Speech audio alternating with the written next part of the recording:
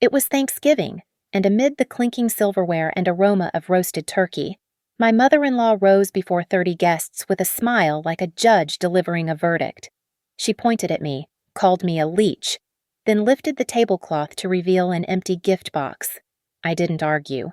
I simply placed a $19 million cashier's check on the table and invited everyone to read the beneficiary's name carefully. The room went dead silent. Someone dropped their wine glass. The rest I left for the lawyer knocking at the door. My name is Grace Callahan, and until that Thanksgiving evening in Ravenbrook, I believed I could endure anything for the sake of keeping peace. The Mercer family estate sprawled across 3 acres of manicured Pennsylvania countryside, its colonial facade lit up like a stage set for the perfect holiday gathering. Inside, 37 guests filled the formal dining room, their voices creating a symphony of small-town prosperity and carefully maintained appearances. Evelyn Mercer, my mother-in-law, had orchestrated every detail with military precision. The bone china gleamed under the chandelier, each place card written in her perfect calligraphy. She sat at the head of the table in her burgundy silk dress, her church committee pin catching the light every time she gestured. At 58, she commanded the room like a queen holding court, her smile never quite reaching her eyes when they landed on me. I sat 3 seats down from her, between Dylan's cousin Margaret and his Aunt Ruth, both of whom had already consumed enough wine to speak in theatrical whispers about my simple black dress. Dylan occupied his usual spot at his mother's right hand, nodding along to her story about the church's recent fundraising triumph while unconsciously straightening his cufflinks, a nervous habit he'd developed whenever tensions rose at family gatherings. The grandfather clock in the hallway chimed 7 times, and Evelyn tapped her crystal glass with a silver spoon. The conversations gradually died down, faces turning toward her with practiced attention. She stood, smoothing her dress, that peculiar smile widening. "Before we continue with dessert," she began, her voice carrying that honeyed tone I'd learned to dread, "I have a special presentation for our family." She glanced at me, and something cold flickered in her expression. "You see, at the church committee, we've been discussing the importance of contribution, real contribution to family and community." My fingers found the edge of my napkin, folding and refolding it beneath the table. Dylan shifted in his seat but said nothing. "Some people," Evelyn continued, now looking directly at me, "come into established families thinking their theoretical work, their little office projects, somehow measure up to generations of real achievement." She laughed, a tinkling sound that invited others to join. Several did. "Grace here keeps telling us about her data products and analytics solutions. Such fancy words for someone who essentially plays with computers all day." The room held its breath. Someone clinked their fork against a plate. The scent of cinnamon from the untouched pumpkin pie suddenly felt suffocating. "That's why." Evelyn reached beneath her chair and produced a wrapped box, about the size of a jewelry case. "I've prepared a special gift for my daughter-in-law, a reminder of what it means to truly give." She walked around the table with deliberate steps, her heels clicking against the hardwood floor. When she reached me, she placed the box in front of my plate with theatrical flourish. "Go ahead, dear. Open it. Show everyone what you deserve for all your contributions." My hands remained still. I looked at the box, then at her, recognizing the trap but unable to avoid it without seeming ungracious. Slowly, I pulled the ribbon. The paper fell away. Inside was another box, and another, like Russian dolls, until finally I reached the smallest one. It was empty. "Oh!" Evelyn exclaimed with mock surprise. "How perfect. It's exactly what you've contributed to this family's real wealth. Nothing." She lifted the tablecloth near my place setting, revealing the empty box to ensure everyone could see. "You see, giving requires having something of value first, not imaginary numbers on a screen, not promises of future success, but real, tangible worth." Dylan finally spoke, but only to add, "Mom's just joking around. Grace, you know how she is at holidays. I memorized every detail in that moment. The way Pastor Williams's wife covered her mouth but couldn't hide her smirk. How Dylan's business partner, James, suddenly became fascinated with his water glass. The sound of the grandfather clock's pendulum marking each second of my humiliation. Margaret's poorly suppressed giggle, the smell of rosemary from the turkey carcass, now cold on its platter. I didn't defend myself. I didn't cry. I simply placed the empty box back on the table, aligned it perfectly with the edge of my placemat, and met Evelyn's gaze. "Thank you for the clarity, Evelyn," I said, my voice steady as granite. "I'll remember this moment exactly as it is." The room seemed to exhale collectively, some perhaps disappointed I hadn't provided more drama. Evelyn returned to her seat, satisfied with her performance, already launching into another story about the church's building fund. But I sat there, recording every word, every glance, every nervous laugh. They had no idea what they'd just witnessed wasn't my humiliation, it was the beginning of my documentation. The manipulation hadn't started with that empty box. Looking back over the past year, I could trace the patterns like data points on a graph, each incident escalating from the last. It began the day Dylan proposed, when Evelyn cornered me in her powder room during the engagement party. "You understand," she'd said, adjusting her pearls in the mirror while blocking the door. "That marrying into the Mercer family comes with certain expectations. We pool our resources here. What's yours becomes ours, and what's ours, well, that's determined by those who've built this legacy." 2 weeks before our wedding, she presented me with a family agreement, 20 pages of pseudo-legal nonsense about contributing to the Mercer Family Trust, a document with no actual legal standing but heavy with emotional manipulation.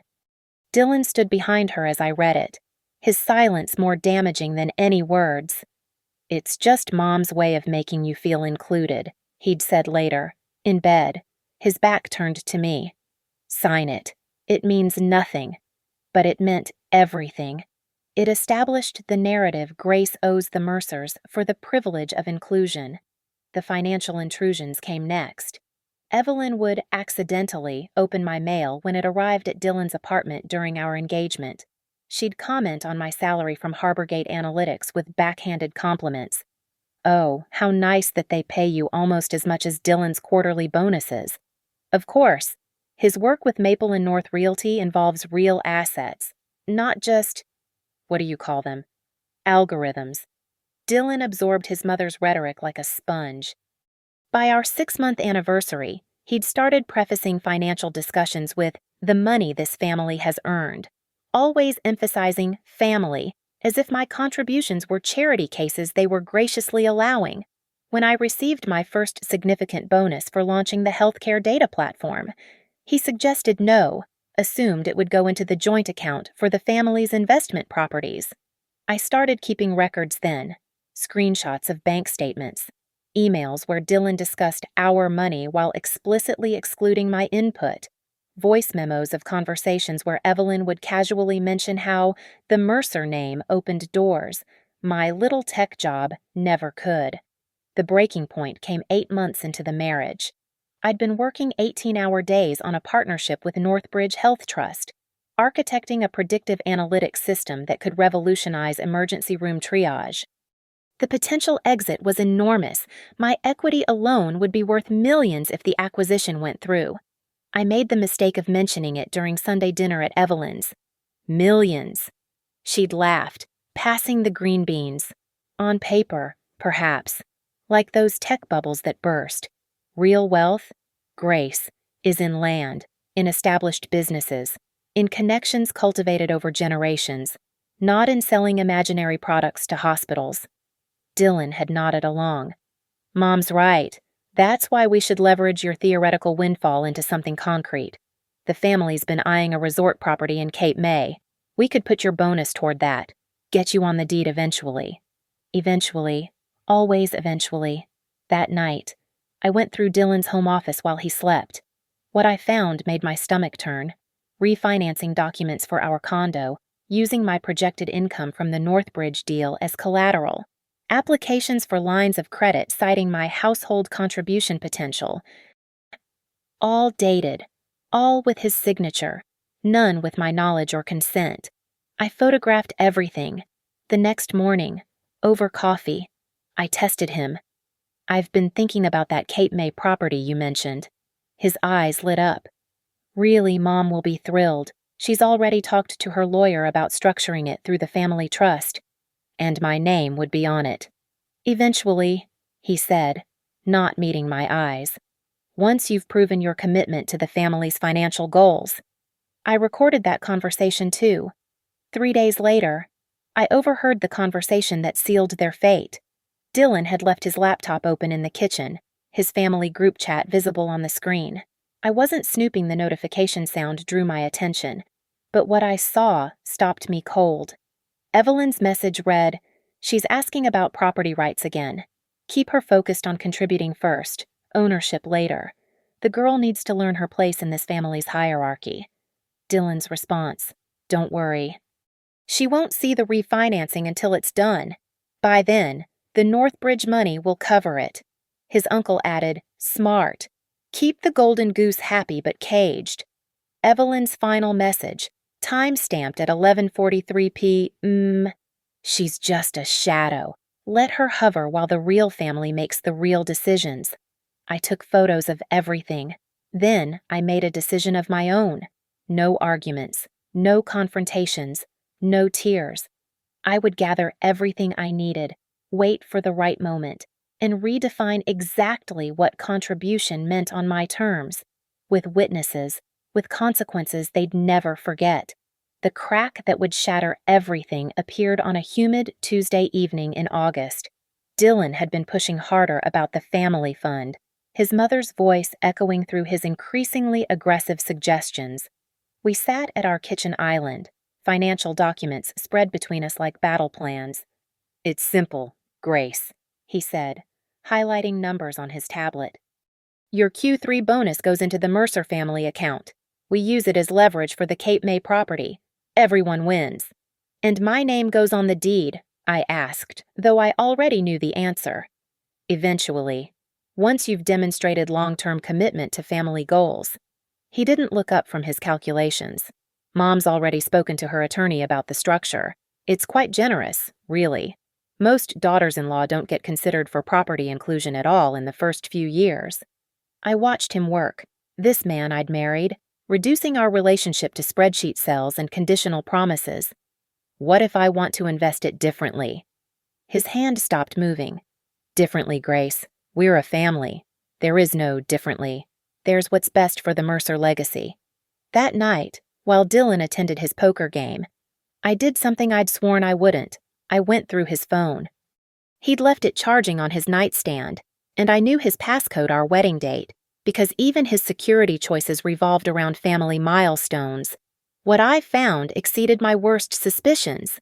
The refinancing documents I'd photographed were just the beginning. In his email, I discovered correspondence with a loan officer at First Hamilton Bank, dated 3 weeks prior. Dylan had submitted an application for a $2 million line of credit against our condo, citing my guaranteed upcoming windfall from the Northbridge acquisition as the primary income source. My forged signature appeared on page 12. My hands shook as I forwarded everything to my personal account. But the real revelation came from a text thread with his mother from the previous Sunday. "While I'd been at the grocery store, Evelyn, did you file the refinancing? Dylan submitted Friday. Used her projected bonus as collateral." Evelyn, "Good. What about her actual signature?" Dylan handled. "She won't know until statements arrive, and I intercept the mail anyway." Evelyn, "Perfect. The Cape May sellers need confirmation by September. This family can't miss this opportunity because your wife doesn't understand investment." Dylan, "She's getting suspicious about the family fund." Evelyn, "Then remind her who she married. A Mercer. She should be grateful we're even considering her opinions." I screenshot everything, my rage crystallizing into something colder, more precise. The next evening, Evelyn invited herself over for dinner. She swept through our condo like she owned it, which, Given the refinancing scheme, she probably thought she soon would. Over my carefully prepared salmon, she launched into her usual performance. "Grace, dear, I've been thinking," she began, cutting her fish with surgical precision. "The family's annual financial review is coming up. It would be so helpful if you could present your contribution plans. The uncles are particularly interested in how your little tech project might benefit the family portfolio." "My little tech project," I repeated slowly, "is valued at $30 million in its current state." She laughed, that crystalline sound that made my teeth ache. "On paper, darling, we've discussed this. Real value versus theoretical. Is that why Dylan forged my signature on loan documents?" The silence stretched like a taut wire. Dylan's fork clattered against his plate. Evelyn's smile remained, but her eyes went arctic. "I don't know what you think you've seen," Dylan started. "Page 12. First Hamilton Bank. $2 million against our equity, based on my income projections." I took a sip of wine, steady as stone. "I have copies." Evelyn recovered first. "Marriage is about trust, Grace. If Dylan made financial decisions for your mutual benefit, without my knowledge or consent, then perhaps you should examine why he felt that necessary." She placed her napkin beside her plate, a gesture of dismissal I'd seen her use on waitstaff and church volunteers. "Some people simply aren't equipped to handle real wealth. It's not an insult, dear. It's genetics. Your mother was a teacher, wasn't she? Your father sold insurance. You can't expect to understand the complexities of generational wealth management." That's when I knew. This wasn't about money. It was about power, control, and their fundamental belief that I was beneath them, a useful resource to be extracted, not a person to be respected. "You're right, Evelyn," I said, standing to clear the plates. "I don't come from money, but I do understand contracts, legal signatures, and fraud. I also understand that my little tech project is about to close the biggest deal in Harborgate's history." Dylan found his voice. "Grace, you're overreacting. It's all family money anyway." "No," I cut him off. "It's not, and it never will be." I turned to Evelyn, meeting her gaze directly. "You want to see what I contribute, what I'm worth. Keep watching. I'll show you exactly what giving looks like on my terms, with my name, and without a single Mercer string attached." She stood, smoothing her dress, that practiced smile spreading like spilled honey. "We'll see about that, dear. The family has ways of handling rebellious additions. You'd be surprised how quickly idealism crumbles when faced with reality." After they left, I called the only person I could trust, Maya Thornton, a lawyer I'd met at a Harborgate conference. Within an hour, she'd opened a case file that would change everything. The war was no longer cold, but they had no idea what weapons I'd been stockpiling. Maya Thornton's office occupied the 19th floor of a glass tower in downtown Philadelphia, all clean lines and leather-bound books that actually got read. She poured me tea from a Japanese cast-iron pot while reviewing the documents I'd compiled. At 41, she had the kind of quiet authority that came from winning cases everyone said couldn't be won. Forgery, financial coercion, attempted fraud, she listed, flipping through my evidence folder. "Your husband's in significant legal trouble if you want to pursue criminal charges." "I don't," I said, surprising myself with the certainty. "I want something better. I want to redefine the game entirely." Maya leaned back, studying me. "Tell me about the Northbridge deal. Closing in 6 weeks, my equity package and performance bonuses will pay out $19 million after taxes and fees." She whistled low. "That's generational wealth, Grace, and based on these documents, it's entirely yours. Pennsylvania law is clear inherited assets and premarital agreements aside. Your employment compensation remains separate property unless you explicitly commingle it, which I haven't." "Smart." She pulled out a legal pad. "Now, what's your end goal? Divorce, restitution, revenge. Boundaries," I said. "Public, undeniable boundaries, and a lesson about what giving actually means." Over the next 3 weeks, Maya and I constructed a strategy with two prongs: legal protection and social reckoning. She filed paperwork to freeze the fraudulent refinancing, documented the forged signatures with the bank's fraud department, and created an ironclad separation of assets that would trigger the moment I activated it. But the masterpiece was the donation structure. "You want to give away $19 million?" Maya asked when I explained my plan. "Not give away, invest, in things that matter, with my name attached, not theirs." We established two conditional donations: $10 million to the Ravenbrook Children's Medical Fund for a new pediatric emergency wing, and $9 million to the Helena Ward STEM Scholarship at the local high school. Both came with ironclad naming rights: the Grace Callahan Children's Emergency Center and the Patricia Callahan Memorial Scholarship Fund, named for my mother, who'd taught high school chemistry for 30 years. "The beauty," Maya explained, "is the timing mechanism. The donations only activate when you present the checks. Until then, the money remains in escrow, protected from any claims. And the Mercers can't challenge it. They can try, but charitable donations from separate property, with this paper trail showing attempted fraud on their part, any judge would laugh them out of court." I spent the next week reaching out to the organizations. Dr. Samuel Harrison, who ran the Children's Medical Fund, nearly cried when I explained the donation size. "This would transform pediatric care in Ravenbrook," he said over coffee. "We could serve 3 times as many children, upgrade all our equipment, hire specialists we desperately need." "There's one condition," I said. "You need to attend a dinner on Thanksgiving, a family gathering where I'll present the check publicly." His eyes sparkled with understanding. "I'd be honored." The scholarship fund director, Margaret Joe, was equally enthusiastic. "Your mother taught my daughter," she said when we met. "Patricia Callahan was the reason she went into engineering. This scholarship would be a perfect tribute." Everything was falling into place when Dylan made his final mistake. I came home on a Wednesday evening to find him in my home office, my laptop open, trying to access my Harborgate email. "What are you doing?" He spun around, not even attempting to look guilty.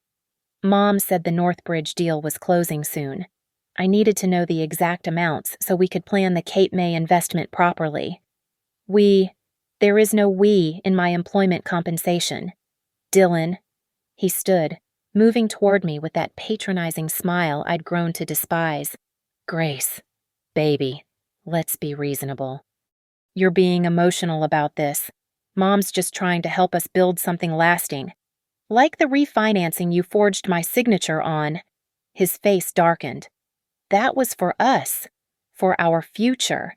If you can't see that—" "I see everything clearly, including the email your mother sent the church committee about how women like me don't create value, they just move numbers around." He blinked.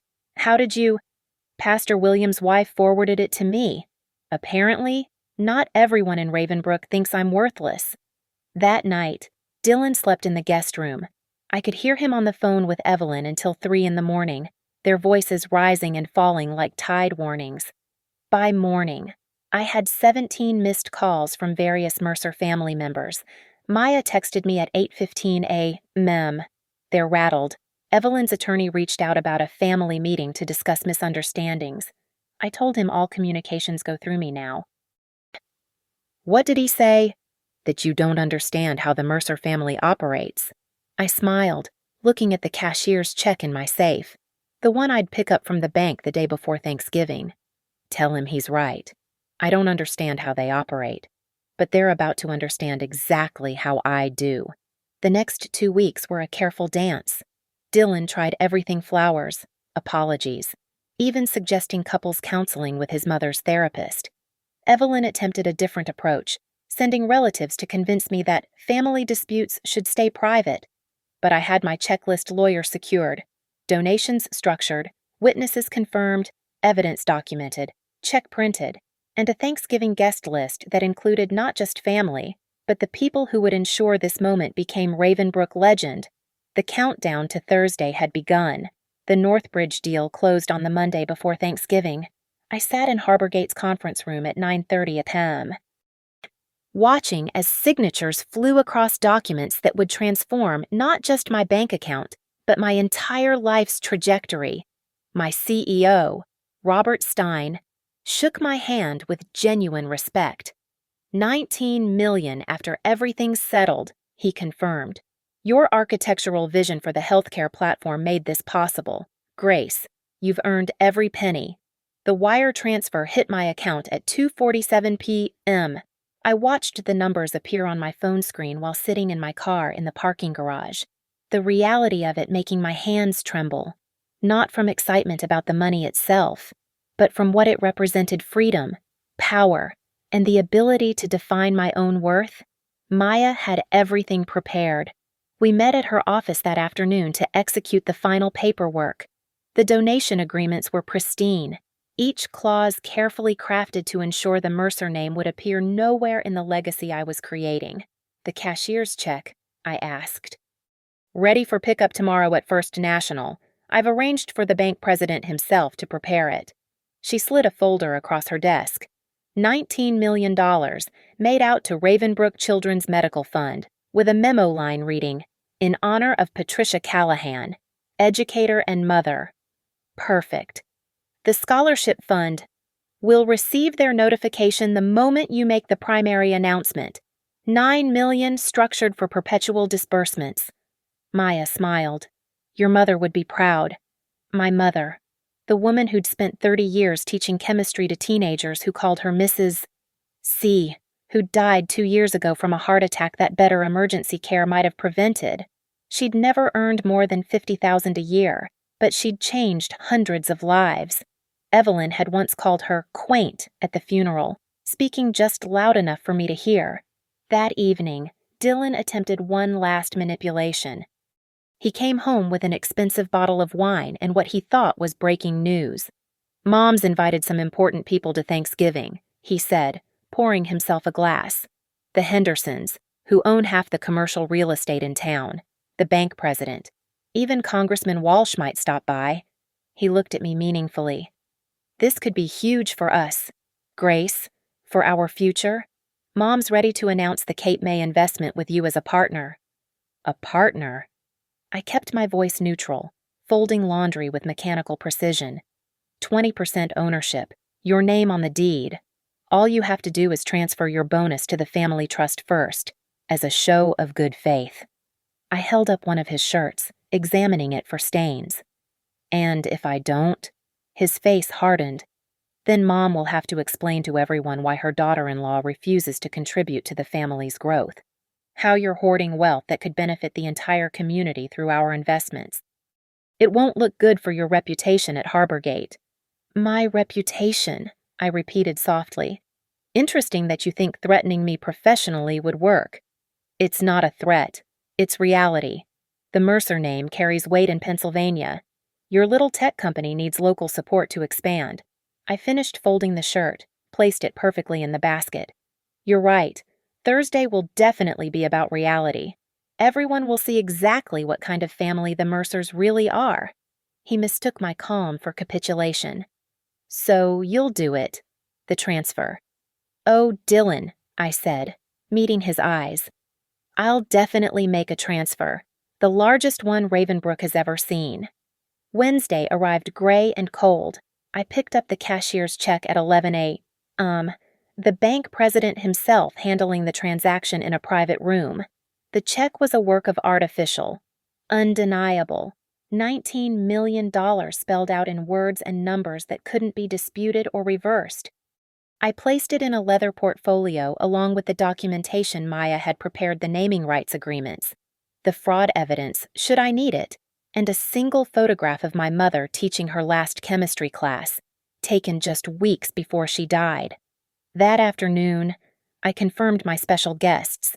Dr. Harrison from the Children's Medical Fund would arrive at 6:45 p.m. Margaret Joe from the Scholarship Foundation confirmed her attendance. Most importantly, Maya would come as my +1, though no one would know she was my attorney until the moment required it. I also made one additional call to James Morrison, the society reporter for the Ravenbrook Gazette. You might want to attend the Mercer Thanksgiving dinner, I told him.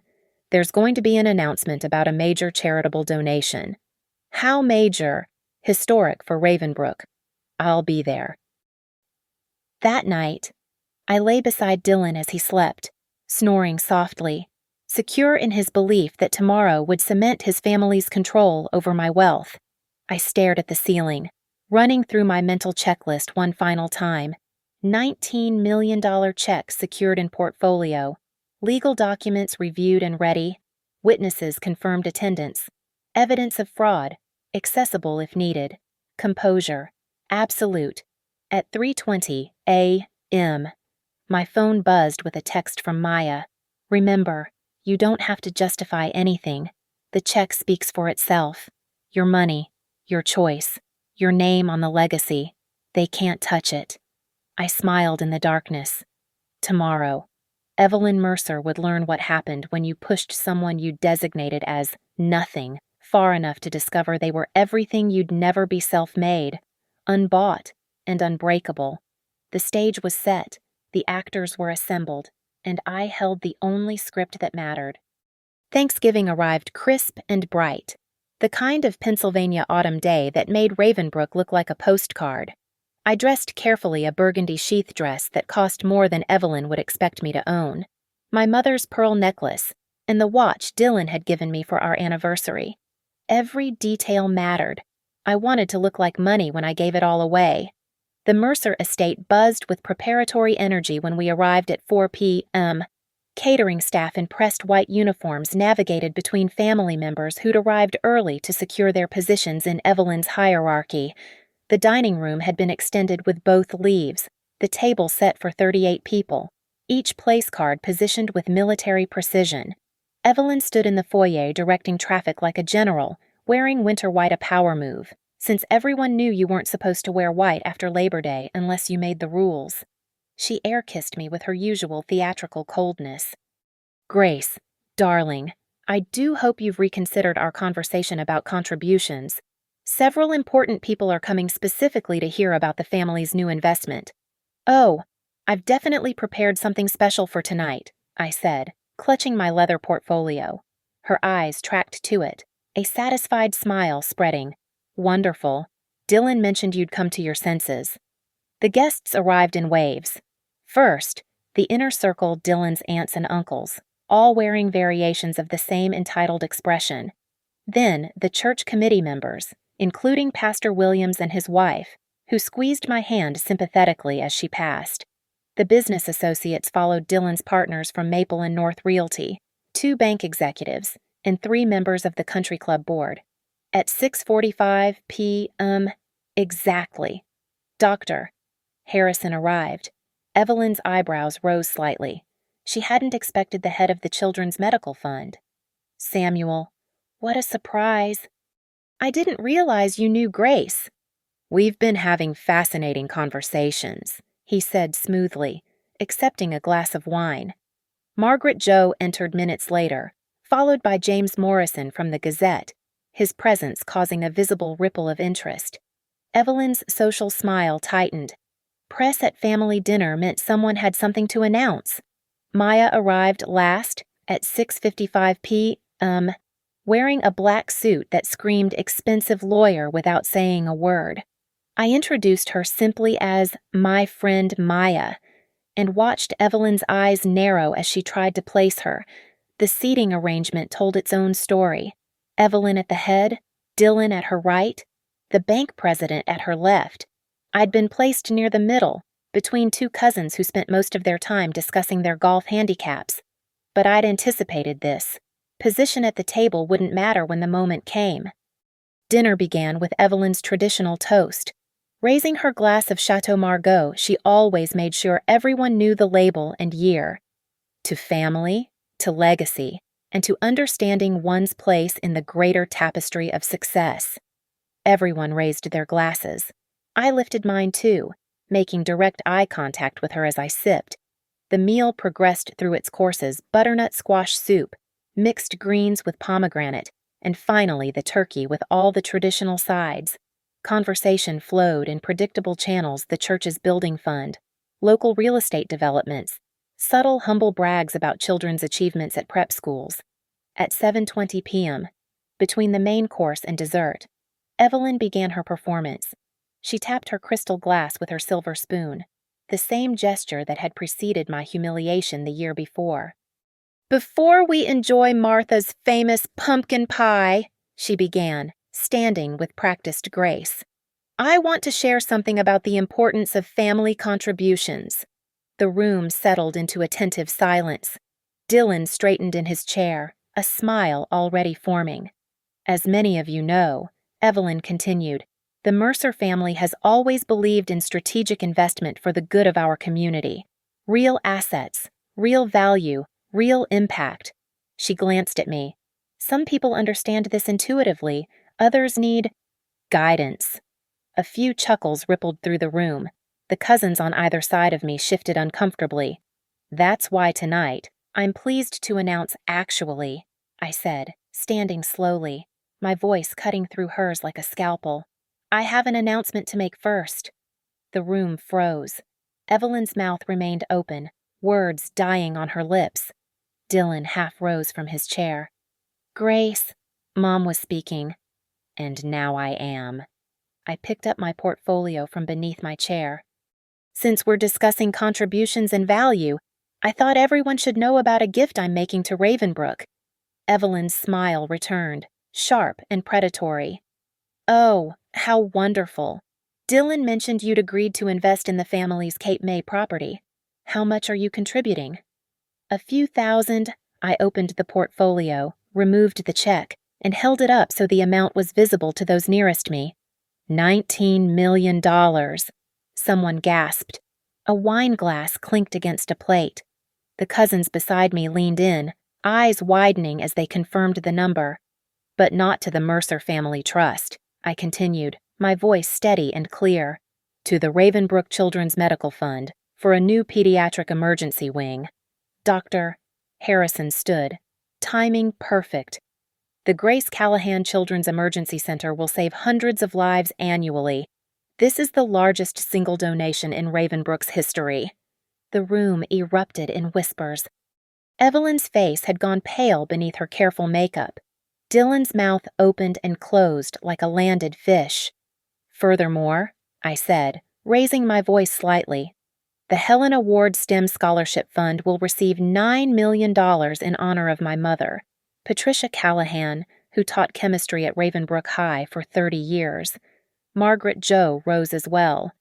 The Patricia Callahan Memorial Scholarship will ensure that every deserving student in Ravenbrook can pursue STEM education, regardless of their family's financial status." I walked to the head of the table, each step measured and deliberate. The room seemed to hold its breath as I placed the cashier's check in the center of the table, right beside Evelyn's untouched dessert plate. The numbers faced up. $19 million spelled out in both digits and words, impossible to misread or misunderstand. "This check," I said, turning it slowly so everyone could see, "represents real value. Not promises, not potential, not family legacy built on other people's efforts. This is my contribution to Ravenbrook, every penny earned by my own work, given freely with my name attached." Evelyn finally found her voice, though it came out strangled. "Grace, this is highly inappropriate. Family matters should be family." I laughed, the sound sharp as winter air. "Last year at this very table, you gave me an empty box to symbolize my worth to this family. You called me a leech, a shadow, someone who contributes nothing. So today, I'm agreeing with you.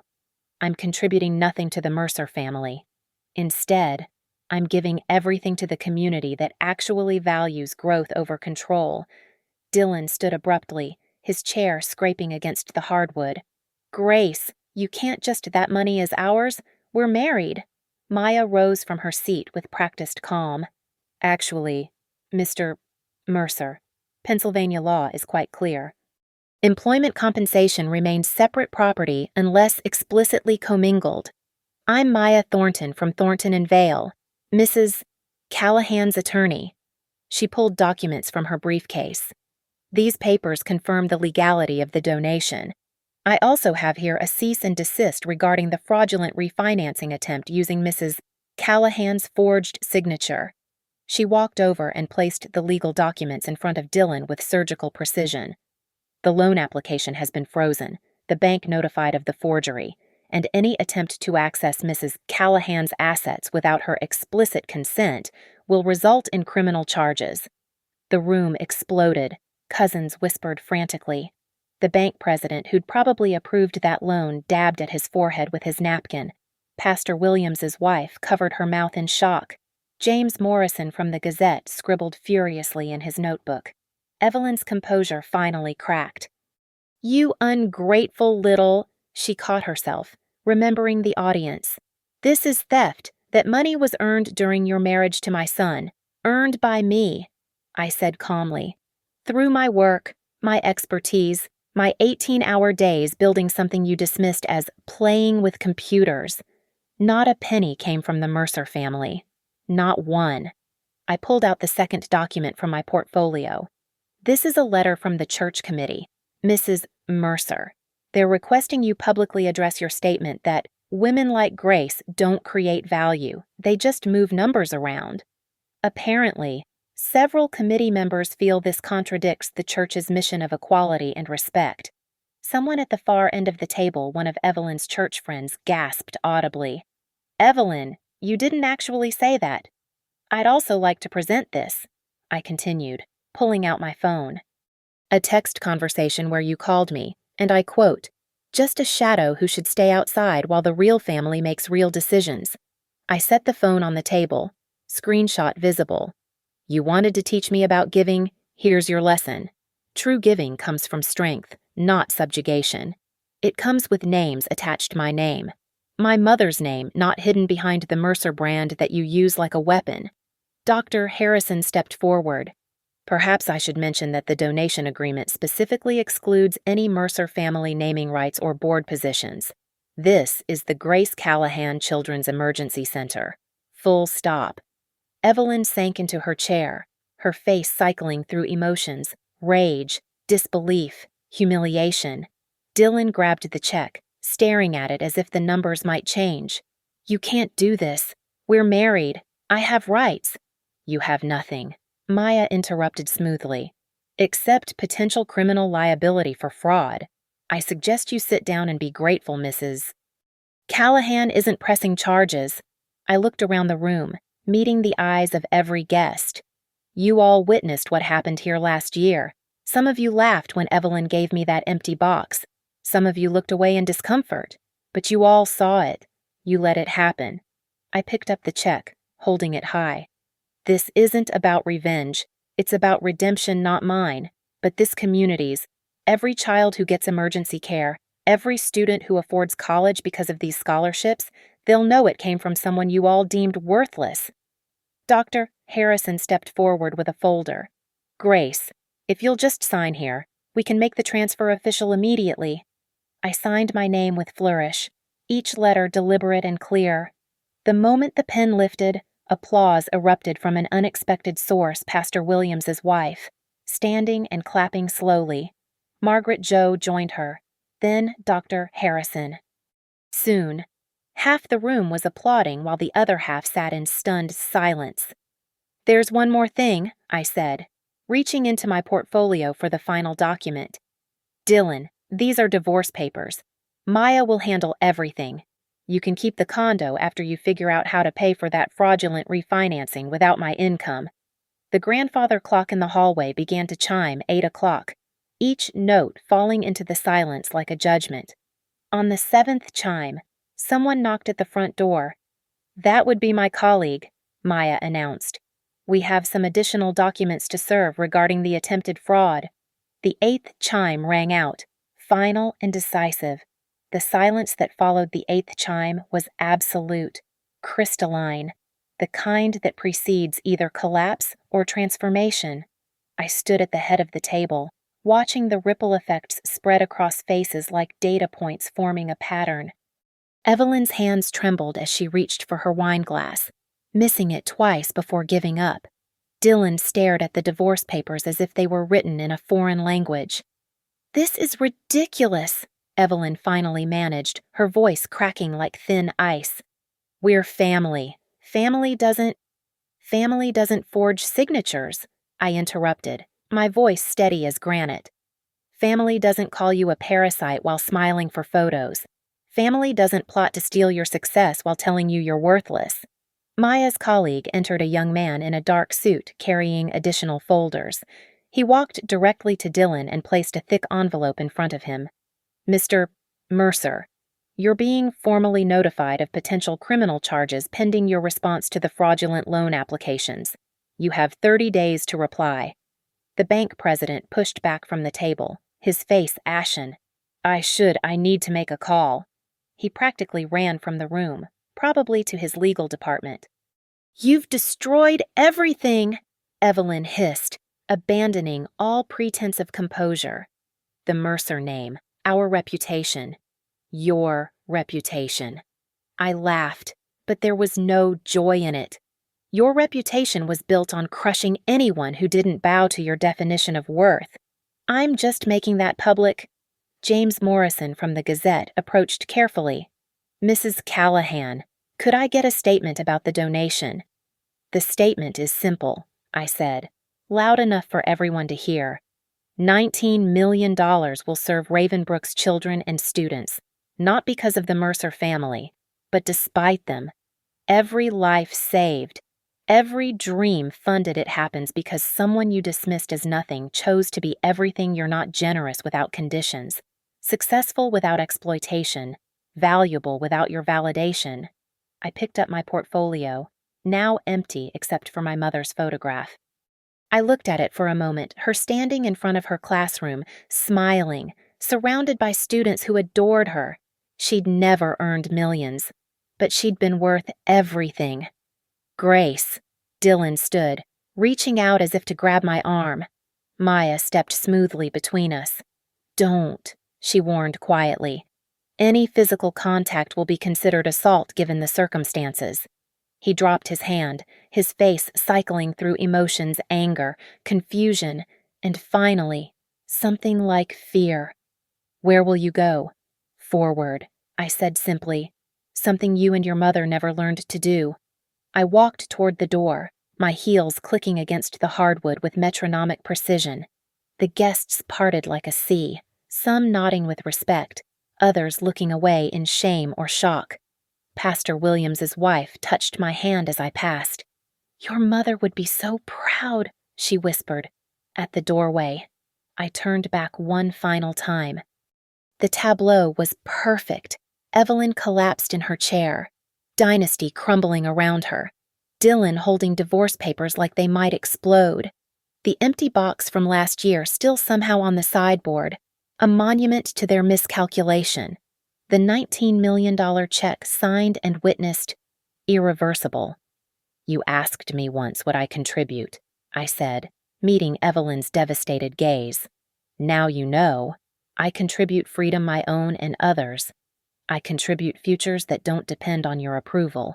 I contribute proof that worth isn't inherited or married into, it's earned and given freely. Dr. Harrison held up the signed donation papers. The Grace Callahan Children's Emergency Center will have a dedication ceremony next month. You're all invited to see what real contribution looks like. I stepped into the November night, the cold air sharp and clean against my face. Behind me, I could hear voices rising arguments, accusations, the sound of an empire collapsing under the weight of its own arrogance. Someone dropped a plate. Another person was crying, probably one of the aunts who'd just realized their Cape May dreams were evaporating. Maya joined me on the front steps, along with Dr. Harrison and Margaret Jo. That was magnificent, Maya said. How do you feel? I looked up at the stars, clearer here than they ever were in Philadelphia. Like I just gave away $19 million and gained everything. The paperwork will be finalized Monday, Dr. Harrison said, shaking my hand with both of his. Grace, this changes everything for Ravenbrook's children. Good, I said. Change was overdue. As I walked to my car, my phone buzzed with texts colleagues who'd already heard, friends offering support, even a few Mercer relatives apologizing for their silence. I deleted them all except one. From my assistant at Harbor Gate. Saw the news alert. Your mother would be crying happy tears. We all are. I drove away from the Mercer estate for the last time, watching it shrink in my rearview mirror until it was just another house with too many windows and not enough heart. The leather seat was cold beneath me, but I felt warm, almost incandescent with the certainty of choices well made. Tomorrow, the Gazette would run the story. By Monday, everyone in Pennsylvania would know about the donation. The Mercer name would survive, diminished but persistent like kudzu. Dylan would probably marry someone Evelyn chose, someone who understood their place in the hierarchy. But tonight, in this moment, I had drawn a line so clear, so public, so expensive that it could never be crossed again. I hadn't just walked away from their table, I'd bought my own and invited everyone they'd excluded. The check was signed. The lawyers were engaged. The emergency center would save lives, the scholarships would change futures, and I was finally, definitively free. Thank you for listening to this story of standing up for your worth and defining success on your own terms. I'd love to know where you're listening from. Drop a comment below and let's connect. If this story resonated with you, please subscribe to the channel and share your thoughts. What would you have done in Grace's position? Your perspectives make these stories come alive.